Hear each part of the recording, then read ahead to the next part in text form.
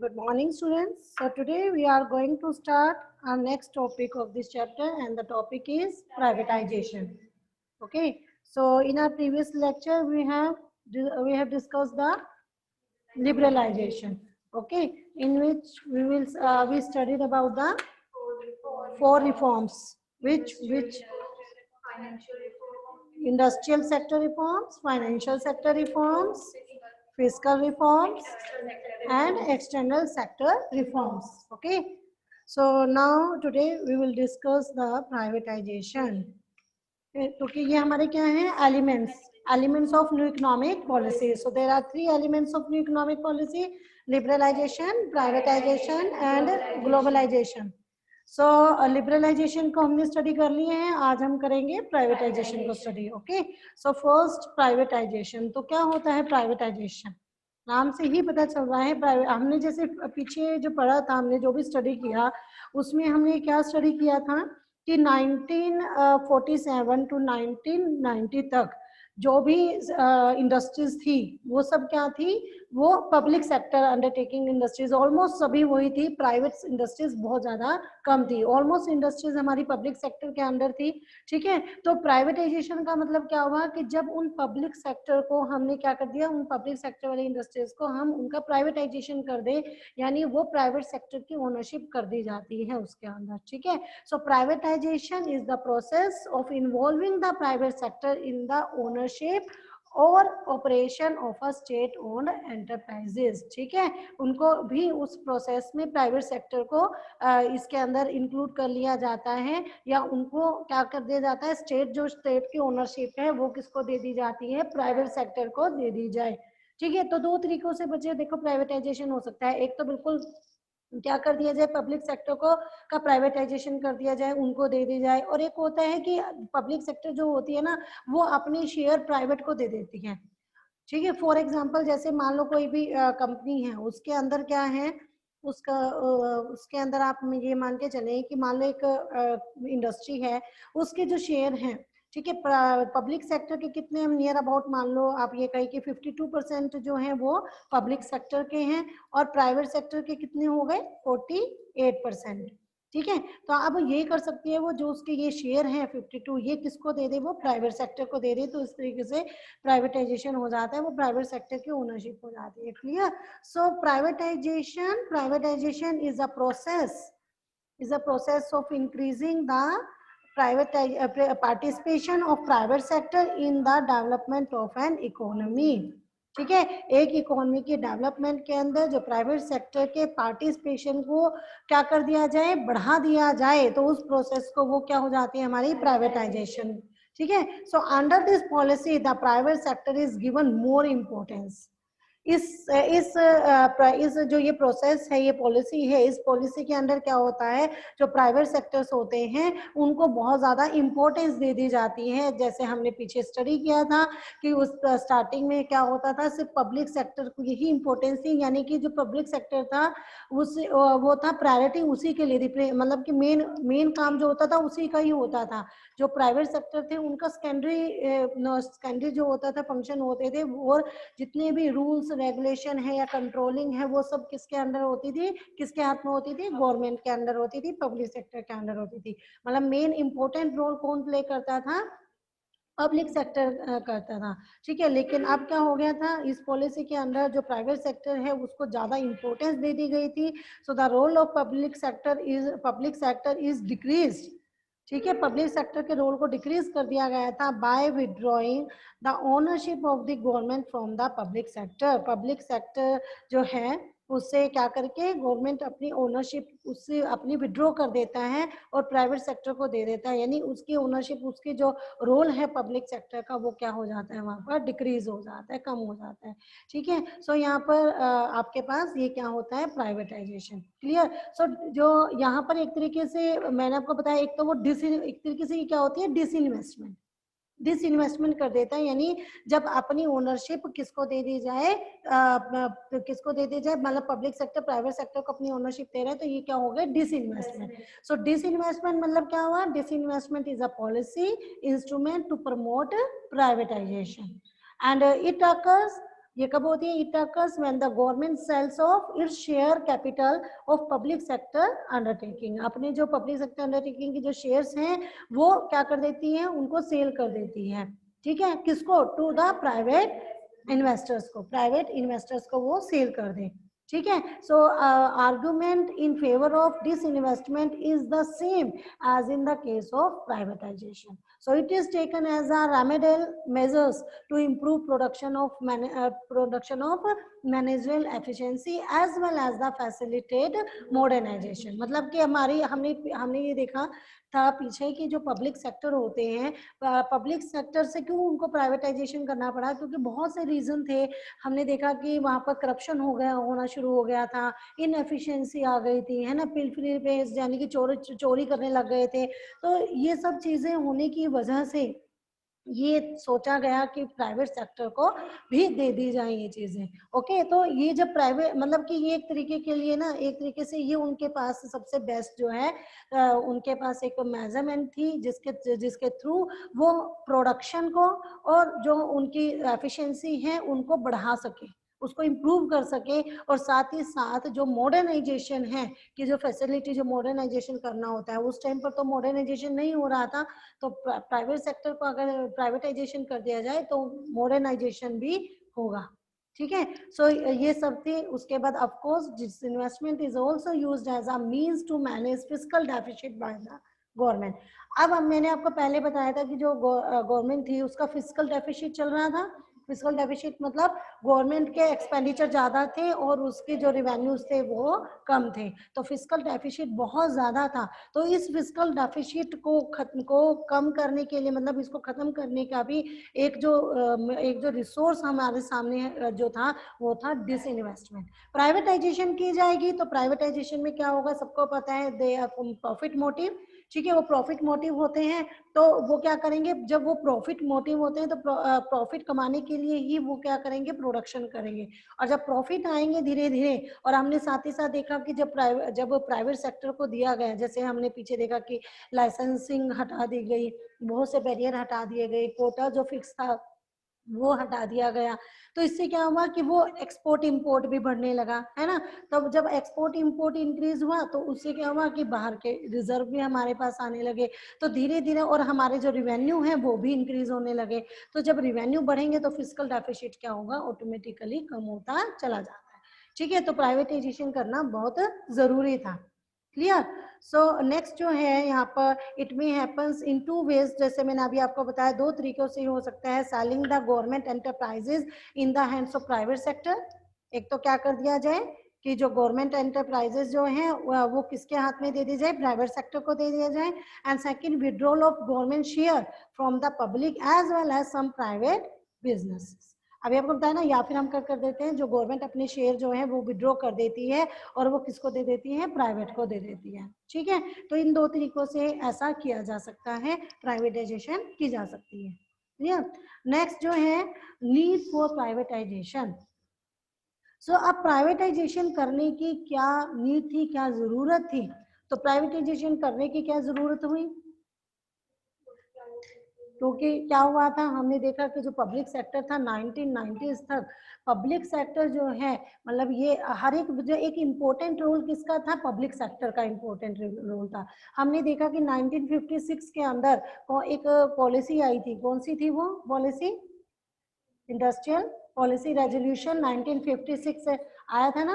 सो industrial IPR जो हमने पढ़ा था, आईपीआर 1956, तो हमने उसमें जो आईपीआर 1956 में हमने देखा कि उन्होंने क्या मेंशन किया था कि उन्होंने सारा का सारा कंट्रोल जो है, मतलब मेन जो इम्पोर्टेंस है वो किसको दी?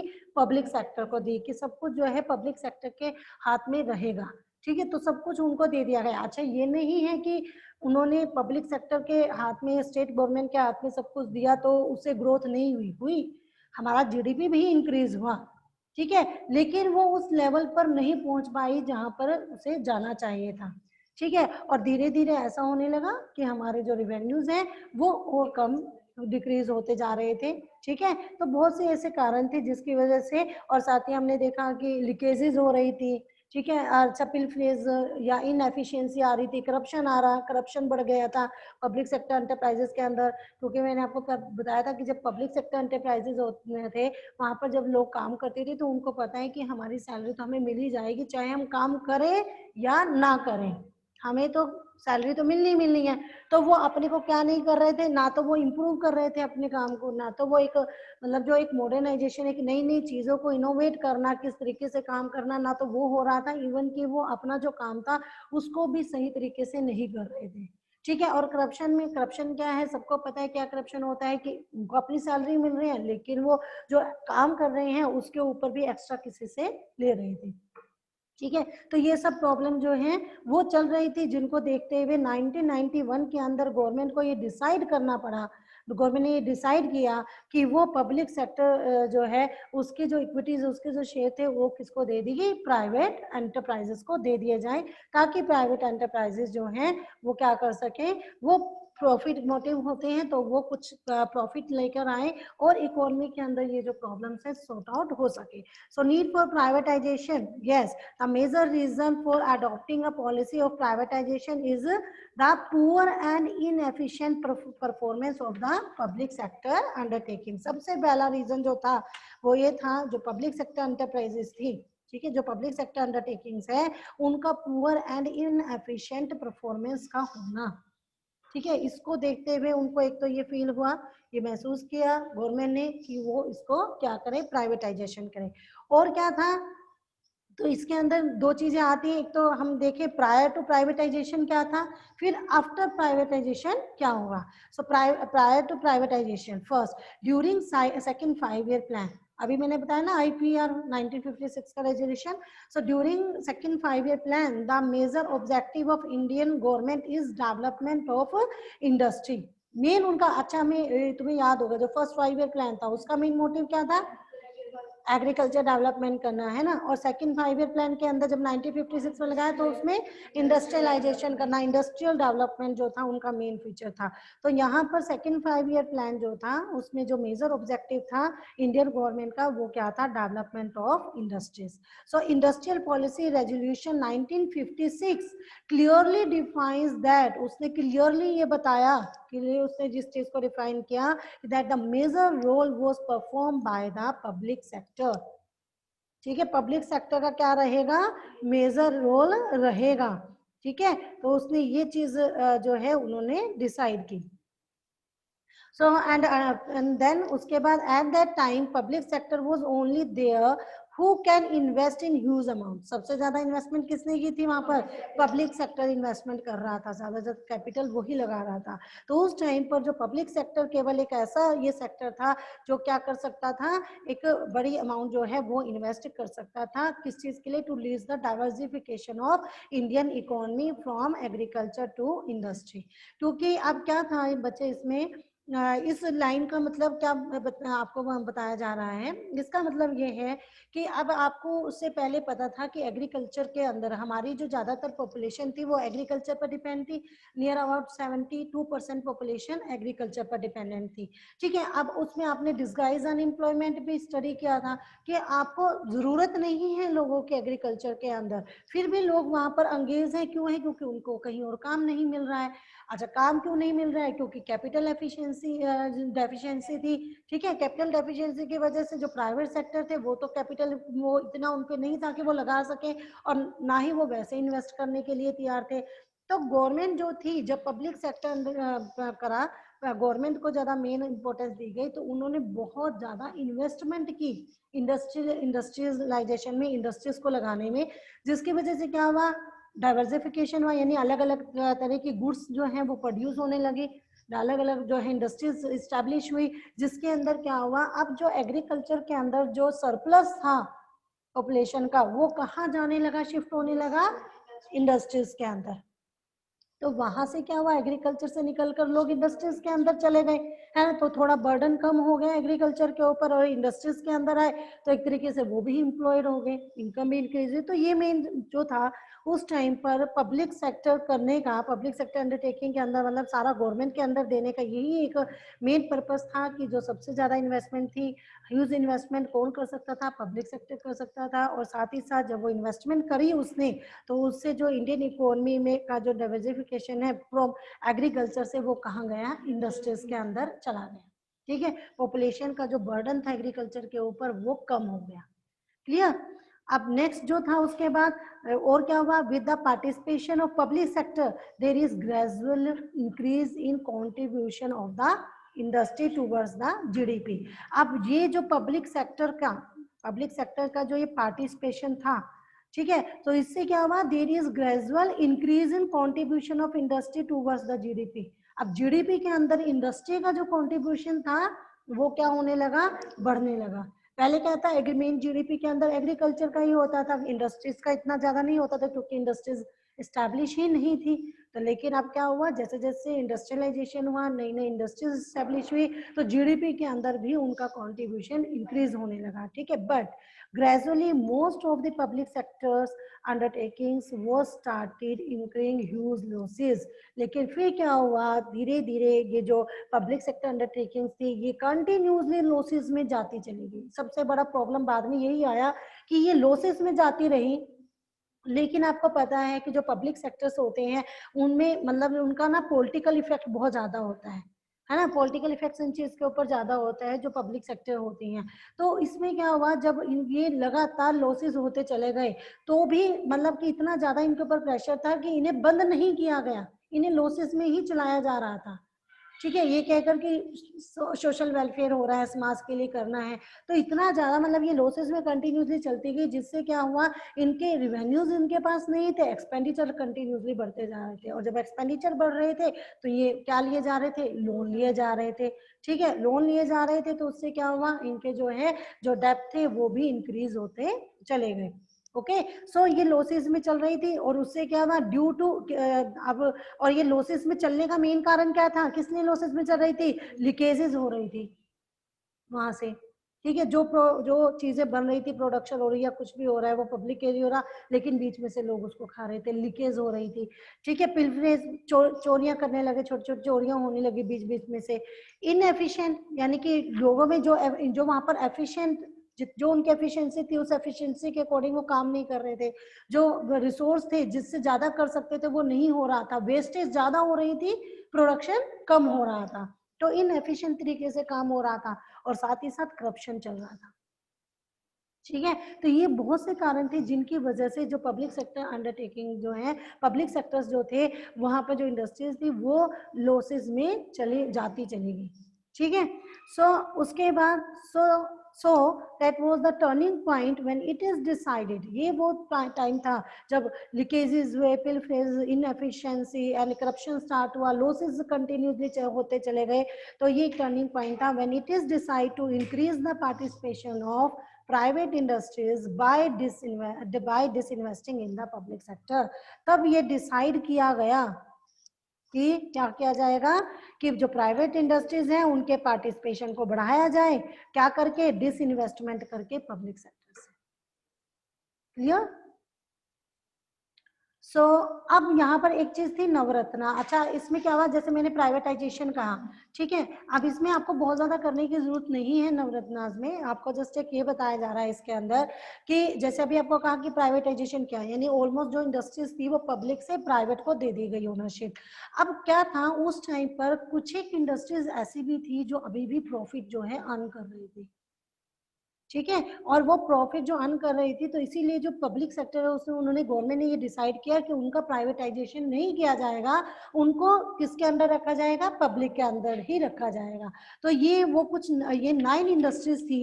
ठीक है, जैसे कि हमारे जो विक्रमादित्य, जो राजा विक्रमादित्य थे, उनका जो दरबार होता था उसमें 9 रत्न थे ना, ऐसे ही इनको भी हमारे क्योंकि उनको नवरत्न बोला जाता था।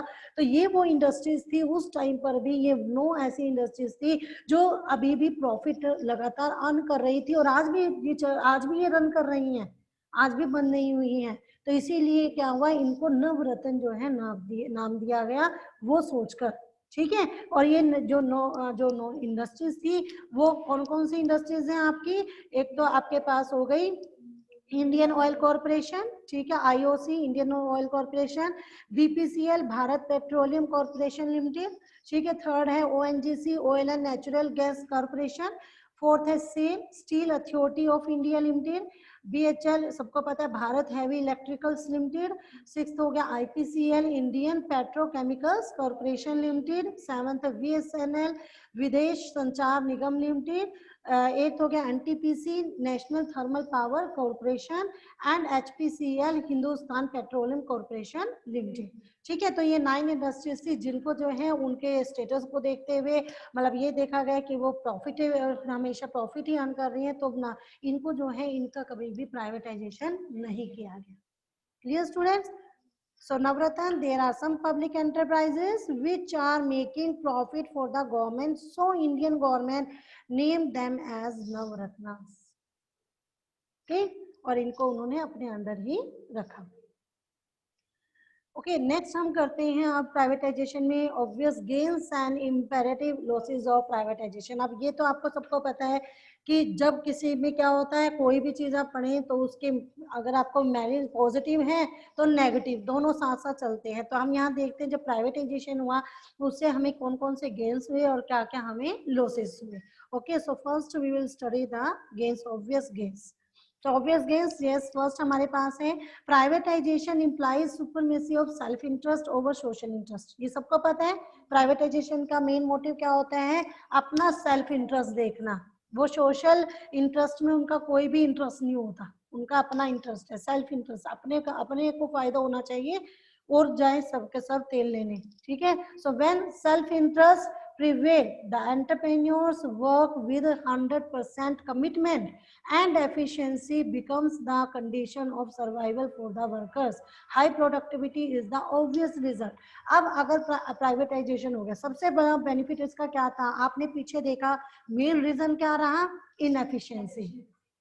तो जब प्राइवेटाइजेशन किया गया तो ये इनएफिशिएंसी जो थी खत्म हो गई, क्योंकि जब प्राइवेटाइजेशन होता है तो वहां पे वो 100% कमिटमेंट देते हैं कि वो फुली एफिशिएंसी के साथ क्या करेंगे, वर्क करेंगे और वो अपना 100% देंगे। तो वहां पर क्या होगा, जो प्रोडक्टिविटी, जब हम अपना 100% देते हैं तो ऑब्वियस ही बात है प्रोडक्टिविटी जो होती है वो भी हाई लेवल पर होती है, ठीक है। सो यहाँ पर पहला गेन था private enterprises are doing far better than the public enterprises as their main motive is maximising the profit, क्योंकि उनका मेन मोटिव क्या होता है, प्रॉफिट को मैक्सिमाइज करना एंड वेल्थ को। So all this lead to improvement in the productivity in the economy. इससे क्या होगा, प्रोडक्टिविटी में भी इम्प्रूवमेंट होगी। जैसे अभी आपको बताया कि ये लोग अपनी 100% कमिटमेंट देते हैं जब ये प्रोडक्शन करते हैं, क्योंकि इनका प्रॉफिट मैक्सिमाइजेशन मोटिव होता है। तो ये सोच ही नहीं सकते, इनको पता है कि हम काम करेंगे तो ही हमें मिलेगा, ठीक है, तो ही हमें प्रॉफिट होंगे।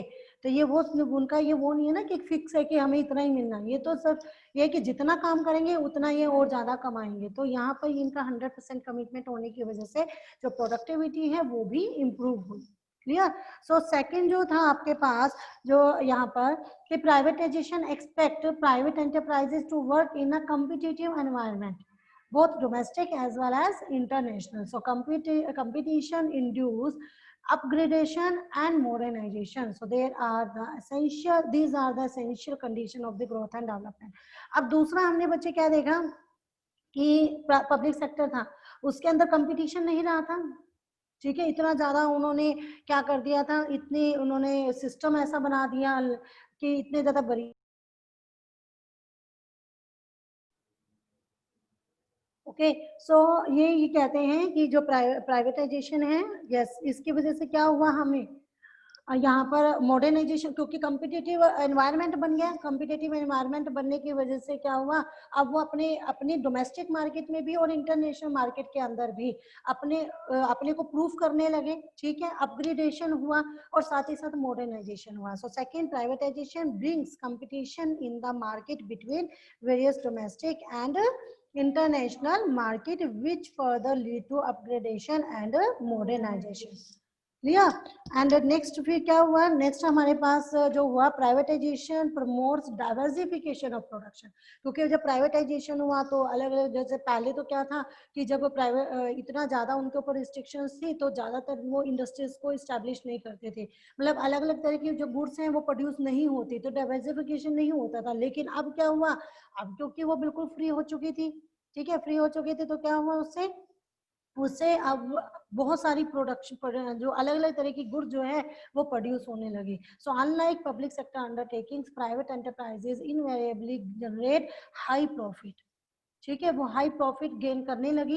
And these are used for expansion and diversification of production. So multinational corporation are a testimony to the fact that private sector enterprises are capable to redefine the benchmark of the growth. So you can say privatization lead to diversification of the production, which means that new industries are engaged in the different works having new standard as a benchmark. Okay, so next is fourth क्या था, fourth यहाँ पे है कि privatisation promotes consumer sovereignty. क्योंकि इस privatisation से क्या हुआ, अब कंज्यूमर को देखा जाने लगा कि कंज्यूमर जो डिमांड करेगा उसी चीज की प्रोडक्शन होगी, ठीक है। तो मतलब एक राजा कौन बन गया अभी यहाँ पर, कंज्यूमर, कंज्यूमर राजा बना दिया अब हमने, कि कंज्यूमर जो डिमांड करेगा हम उसी चीज की प्रोडक्शन करेंगे। अब अगर मान लो कंज्यूमर डिमांड ही नहीं करता और हम उन्हीं चीजों की प्रोडक्शन करेंगे तो कौन परचेज करेगा, लॉसेस होंगे ना हमें। सो यहाँ पर क्या हुआ, consumer privatisation promotes consumer sovereignty and higher degree of consumer sovereignty implies wider choice and better quality of life. इससे क्या हुआ, चॉइस भी बढ़ने लगी और क्वालिटी जो है वो भी बेटर होने लगी। Okay, so privatisation promotes the consumers as a supreme authority, ठीक है, उसको सुप्रीम अथॉरिटी दे दी गई, who will be the king of the market as now consumer have more choice, clear। so now the next is losses। अभी तो हमारे पास क्या है कि अगर उनके कुछ गेन्स थे, कुछ हमें गेन हो रहा था, तो लॉसेस भी थे प्राइवेटाइजेशन के। ओके, तो वो लॉसेस क्या थे, तो यहाँ पर हमारे पास टू लॉसेस हैं। फर्स्ट क्या है हमारे पास, self interest versus social interest, ठीक है। अब socialistic pattern of the society, जिसके अंदर क्या था, in which social interest is accorded top priority, social interest को टॉप प्रायोरिटी दिया गया था कि भाई लोगों का कल्याण होना चाहिए, पब्लिक का कल्याण हो, कोई बात नहीं लॉस में चल रहा है चलने दो, है ना। So is left to survive only as theoretical possibility, okay, but it loses its practical relevance once public sector undertaking are sold off to the private entrepreneurs, ठीक है। क्योंकि पब्लिक सेक्टर जो था वो सिर्फ सेल्फ इंटरेस्ट क्या था, social interest के लिए काम करता था, सेल्फ इंटरेस्ट के लिए काम नहीं करता था, जिसकी वजह से क्या हो रहा था, थ्योरेटिकली देखें तो ये चीज पॉसिबल है, लेकिन प्रैक्टिकली चले तो ये चीज तो आपको सही नहीं बनेगी। अगर हम क्या करें, सिर्फ वेलफेयर की ही सोचें और चाहे हम लॉसेज में चाहे कर्जों में ही डूब जाएं, तो वो क्या करेगा, वो तो हमें बिल्कुल नीचे गिराएगा, मतलब हम कहीं कभी भी ऊपर नहीं उठ सकते, ठीक है। तो ये जो था मेन, इसको कहाँ से क्या किया गया।